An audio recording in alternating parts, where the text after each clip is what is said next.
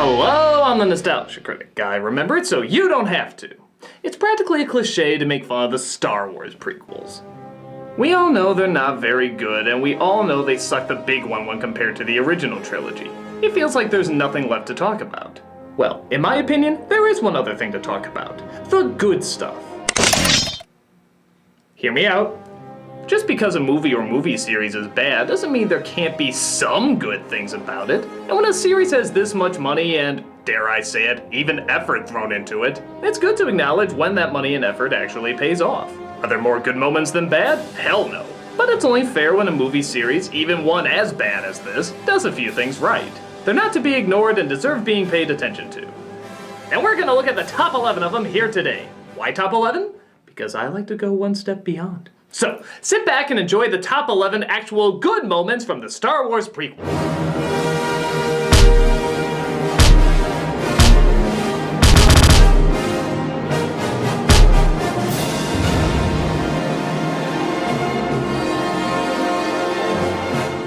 Number 11.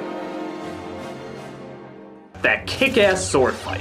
The fighting in these movies definitely got a lot better when the prequels got started. Even the most intense moments in the original trilogy mostly kept to just two people tapping swords. But the storyline and characters still kept us interested. Well, since there was shit storyline and characters in the first film, they at least made up for it with a pretty cool sword fight. Instead of two people, it's three, and instead of just tapping swords, they're flipping, kicking, jumping, and even introduced that Donatello saber. Yeah, I know, I'm sure it's called something else, but I call it the Donatello saber.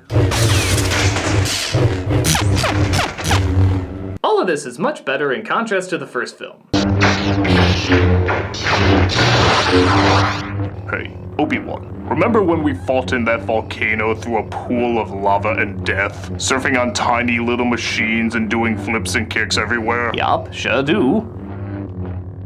We got so old. Preach. This is back when Ray Park was in everything. Sleepy Hollow, X-Men, Ballistic. He usually choreographed his own stunts, and this movie was no exception. He does some awesome work as Darth Maul, and let's face it, he kicks some legitimate ass. Not to mention that kick-ass score to accompany it too. In fact, let's give that an 11.5 on this list the more I think about it.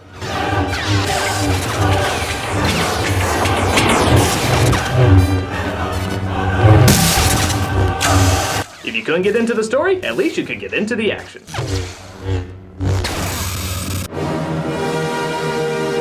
Number 10. Less Jar Jar as the films went on. Yeah, I know this kinda shouldn't count, seeing how making up for a mistake still technically means it's a mistake, but think about how much Lucas doesn't like to go back on an alteration he's already made. It took forever to get the original Star Wars non-special edition DVDs out, and for a while, he didn't even want to. He just wanted people to remember the newer effects and the newer scenes. He didn't want to change Greedo shooting first. He didn't want to change the dance scene in Jabba's palace. Once he's convinced something is better, he tries his damnedest to stay in that mindset. So, it's welcoming that after one movie he decided to cut down Jar Jar, arguably a characterized version of syphilis, to a much smaller role. Hell, in the third film, he doesn't even get a line. This isn't making an alteration years after a movie has come out. This is making an alteration while you're making the movie. And considering Lucas's background for change, I think that's really saying something. For someone who is banking so much on his humor to win over America, gotta give credit when a guy finally realizes a mistake and tries to fix it. Even if it is just one that he fixed. But like I said, it's a pretty big one.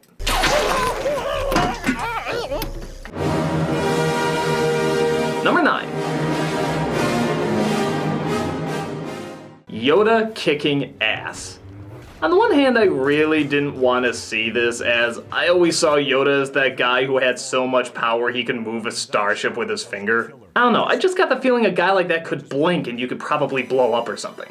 But I gotta be honest, seeing somebody that small move like this is both hilarious and kind of awesome. You just don't see it coming, and it's nice how in the last film we do see him moving big objects around as well as just swinging around the sword. So he's kind of using all his abilities to his effect. Which of course asks the question, why does he need that cane if he's so fit? Why couldn't he just use his powers to give his enemies a heart attack? I know, tons and tons of things that don't add up, but still, if it means watching Crouching Tiger, Hidden Muppet, I don't give a shit. I love watching it, and it's some great action. I mean, come on, it's gotta be a lot better than this love banter. You're so beautiful. It's only because I'm so in love. Number 8. This scene.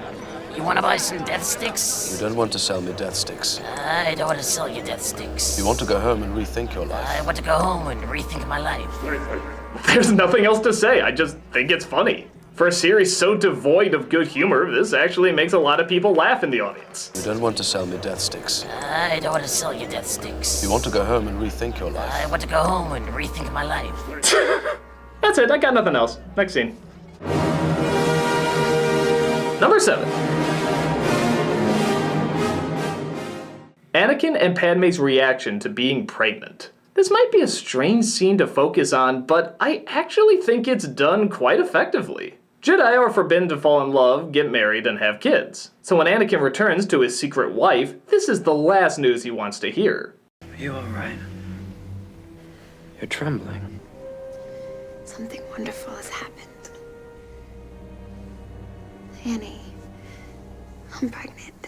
With very few lines, they managed to run the gamut of shock, fear, happiness, and then back to fear again.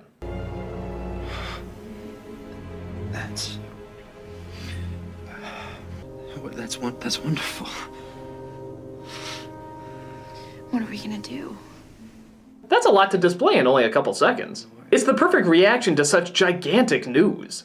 We're not gonna worry about anything right now. Alright? This is a happy moment. The happiest moment of my life. Maybe it's because so many other scenes are devoid of natural human reaction, but I think this shows two thinking people who know this is both a huge joy and a big problem. It's short, it's quick, it's the perfect response to such a major discovery. What are we gonna do? I don't know, Disney's having the same problem right now. Number 6. Casting Hayden Christensen as Anakin. Hear me out. I'm not gonna act like this is a good performance. It's not. It's bland, it's emotionless, every line is completely monotone, but to this guy's credit, nobody gives a good performance in this movie. Everybody sounds the same. Are we really gonna blame Samuel L. Jackson for his bland delivery? You think the guy who does this? I have had it with these motherfucking snakes on this motherfucking plane! Is totally at home talking like this? The oppression of the Sith will never return. You have lost. No, this is obviously a sign of bad direction. The same kind that can turn a good actor like Mark Wahlberg into an unfocused twit in The Happening. The same kind that told Christian Bale his Batman voice sounded fine, don't change a thing. Actors have to put a lot of trust in their directors, and an unfocused director can easily mislead a good actor. Even the acting in the first Star Wars film, people forget, wasn't always the best. I recognized your foul stench when I was brought on board. No, more kind of British. So with that said, I still think the choice of Hayden Christensen was a decent one. He's acted well in other movies, and he can demand a strong presence. I know this because any scene where he isn't told to say any bad dialogue in a monotone voice, he looks damn intimidating. Anytime there's no talking and he just has to act with his facial expressions, it really works. In my opinion, one of the more powerful scenes in the prequels is where there is no dialogue. It's when Padme and Anakin are separated, and both are contemplating what's going to happen to themselves and each other.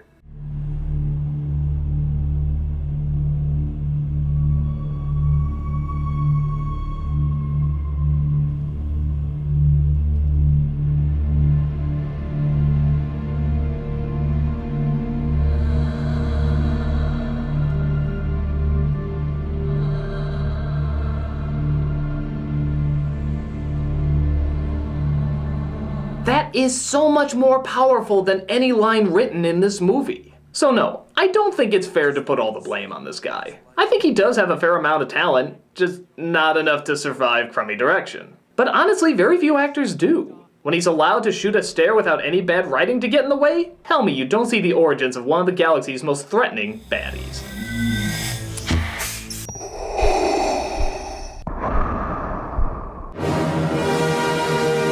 Number 5. The intro to Revenge of the Sith. Yeah, it's kind of corny and a little overblown, but people forget just how corny and overblown the original Star Wars trilogy was too. I mean, look at this. You got the space battle, you got the sword fights, you got the lasers firing, you got the big diabolical villain. After 2 incredibly underwhelming movies before it, this was the first time I felt like I was actually watching a new Star Wars film. It had the energy, it had the imagination, it even had some of the comedy of the original. Some would argue this makes the film even more angering as it comes so much closer to the original trilogy only to have the lameness of the other films show its face again. No, it's because I'm so in love with you. So love has blinded you? But I'd much rather have something closer to the original than nothing hitting the mark at all. So for me, I think this intro was a damn fun ride. Another happy landing.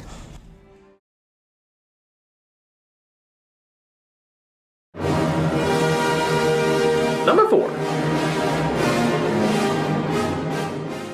Ewan McGregor as Obi-Wan. As much as I talk about how bland most of these actors are, the one who seems to be perfectly cast and even managed to make a lot of the dialogue less painful is Ewan McGregor. Not only does he surprisingly command a lot of authority, but he also has an energy that carries over from a young youth to an aging warrior. When I look at this guy, I don't see someone badly playing a role, I see young Obi-Wan Kenobi. Vader was seduced by the dark side of the Force. I have recalibrated the code, warning all surviving Jedi to stay away. He captures the calm and collected nature of Alec Guinness, but still has the outlook of a young man who's learning. The Chancellor will not be able to control the thousands of star systems without keeping the Senate intact. An elegant weapon for a more civilized age. Sure, he's still got a lot of lame lines to say, but if someone was to ask me what I thought this guy in his youth would be like, this would be right on the money. I will do what I must. Whether teacher, student, young or old, the spirit of Obi-Wan is definitely strong in this one. So uncivilized. Number 3. The Emperor. No. Okay, taking out some of his goofier moments near the end, the Emperor was the only thing in all the movies that everybody looked forward to. He had the dark, menacing robe that would become famous in the other movies, but he also played a great diplomat, a great charmer, a great deceiver, and a great manipulator. My mentor taught me everything about the Force, even the nature of the dark side. It didn't seem like he was just restrained to looking evil and doing evil things like a lot of the other Star Wars villains. Or heck, his role in the original trilogy. He could be cheerful, he could be funny, but it was all for his diabolical need to control. You have great wisdom, Anakin. Know the power of the dark side. Power to save Padme.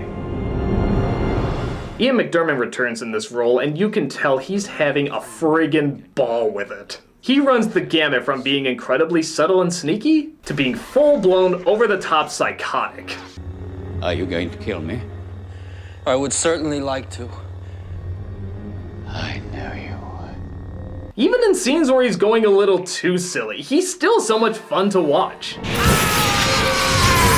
He's like the Tim Curry of the Star Wars universe. You can see that whatever part he's doing, he's just going in full force. And yes, seeing an old man do this kind of sword fighting is pretty damn ridiculous. But remember, he had a few goofy scenes in Return of the Jedi too. Oh, I'm afraid the deflector shield will be quite operational. And besides, there's still more than enough moments of him looking creepy. We pretty much saw him in every enjoyable light a good villain should be seen in. Quiet and calculating, loud and roaring, joyful and content, angry and bitter. Every time he was on screen, he stole the show. Even at his silliest, the Emperor in the prequels is by far the best character.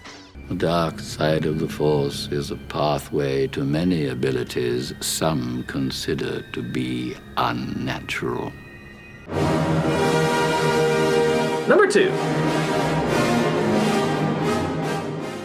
the different worlds. One of the disadvantages the original Star Wars had is that while it had a decent budget, it was never so big that you could show off in great detail how gigantic your worlds could be. Now they made up for this by keeping the locations close, intimate, and having a lot of personality. With the prequels though, you can show vast landscapes, entire cities, incredible backdrops. We can go from a solid still of Cloud City to circling buildings while flying through other ships. Now, do I think there's too much CG and not enough hand-built sets? Of course I do, just like everybody does. And yeah, I think 1 and 2 environments are painfully lazy. Can you say Saltine Cracker Man? But for the most part, we're allowed to really see a planet from multiple different angles and several different locations, rather than just finding a desert and saying, oh, the whole planet looks like this. Keep in mind too, in 1999, CG was mostly used for monsters and devices. This is one of the earlier films that created giant fantasy worlds that went outside your everyday environments. I even like some of the great locations are obviously paying homage to other great locations. A lot of people claim the pod race setup was too similar to Ben-Hur. Oh yeah, I forgot, because nothing in the original Star Wars was paying homage to anything else. Yes, it'd be better if the people in the world gave it more of a personality like in the original, but you still gotta give credit to the fact that a lot of these places look pretty damn awesome.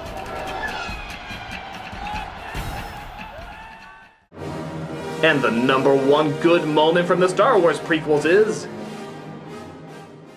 the Opera House scene from Revenge of the Sith. Not only is this scene beautifully shot, not only is it dripping with atmosphere, not only is it well acted, not only is it well written, but this is the first time in the prequels something is given to the Star Wars mythos to make it more of a mythos. What, you may ask? Why, its own mythos. Yeah, think about it. A lot of the great mythologies often have their own mythologies within their world. Lord of the Rings, Narnia, Dune, hell, even Harry Potter understood this. But the original Star Wars, while many would agree is still a strong mythos, mostly stuck to its own story. We get a hint about Obi-Wan's past, but it's more of quick exposition. This is more mythical, one that has its roots in legend and may or may not have happened. Did you ever hear the tragedy of Darth Plagueis the Wise? Darth Plagueis was a dark lord of the Sith, so powerful and so wise. He could use the Force to influence the midi-chlorians to create life. They're of course hinting that the Emperor had a big part in this story, but if he did, he's lying about the identities. Which means the story is already changing from person to person, but still keeping the same spirit, as well as the same focus. He became so powerful. The only thing he was afraid of was losing his power, which eventually, of course, he did. Even though technically we're learning about the dark side and the art of bringing the dead back to life, which would come into play, it isn't being told as exposition like most Star Wars movies. The Emperor doesn't sit Anakin down and say, hey, let me tell you something I can do. He's explaining it through a fable, a story passed on from person to person. It's ironic. He could save others from death, but not himself. This takes the whole world and its mythos it creates to a completely different realm that the previous Star Wars movies never touched upon. It gave us a parable that had its start in truth, but over time morphed into something else. It's the first time not only did these prequels add something new, but it evolved Star Wars to a different level. Even if it is just one scene, even if it's not very long. It added a story within a story, and that's one of the biggest steps to making a world you want to feel more real be all the more believable. It's the first time the Star Wars prequels actually evolved the story to a better place than where the original Star Wars films started out. Is it possible to learn this power? Not from a Jedi. So like I said, we all know the problems and we all make fun of them mercilessly. But when something strong stands out, it's still worthy to draw attention to it and acknowledge what was closer to the right direction.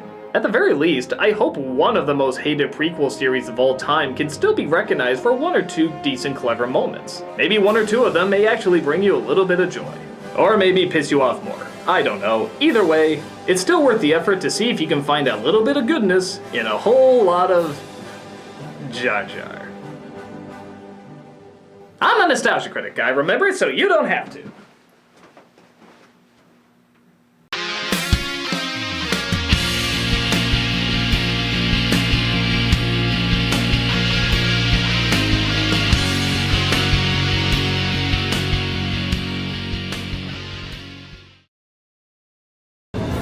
My friends, you work hard for your salary. Such devotion should not go unrewarded. You have worked hard to spend your money however you see fit, to buy food, entertainment, people. Do not buy people. My bad.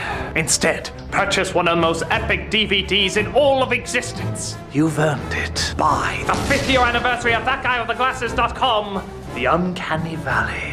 Starring me, Yimproth, and Leo Thompson, Brad Jones, Michael J., and Matt Williams. But surely you deserve more than the brilliance of these men. That is why we are offering many DVD extras, including commentaries from all the filmmakers, a nostalgia critic review of The Uncanny Valley. Couldn't the enchanted magical realm of Skyguard have fixed his wig a little better?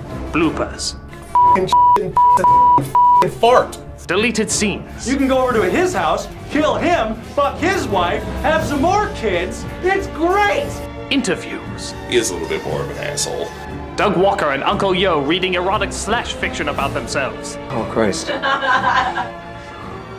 This is really hot. Ew. And plenty more where that came from.